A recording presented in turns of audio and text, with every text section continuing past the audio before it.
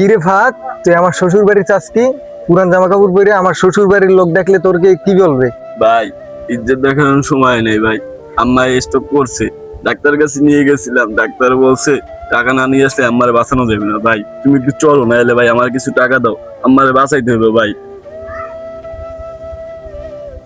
অনেক টিয়া লাগবে, আমি কি করতাম? গিয়া ভর্তি করা যাইয়া, আমার কাছে কোনো টাকা টোকা নাই।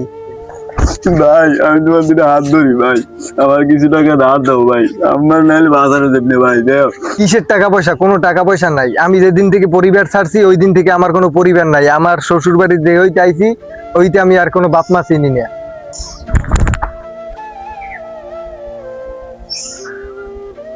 কিরে, তোর সাহস তো কম না? 2 দিন পর পর আইয়া টাহা চাস। এর আগে তো তুই দুলাবের গাড়ির উপরে বইয়া খাইছস, এখন কোনো সুতা পাস না। তোর মার ওষুধ তো মিলেই আইছস না? তোর মতো গরিব আমার ভালো করে চেনা আছে। তোর দুলাভাই তখন আস্তে লাস্তি মারছে, তুই অক্ষণ আমার বাড়ির সামনে দিয়ে যাবি, নাইলে তোর এমন লাথি মারুম তোর মাজার আড্ডি পুরা ভেঙে দেবো।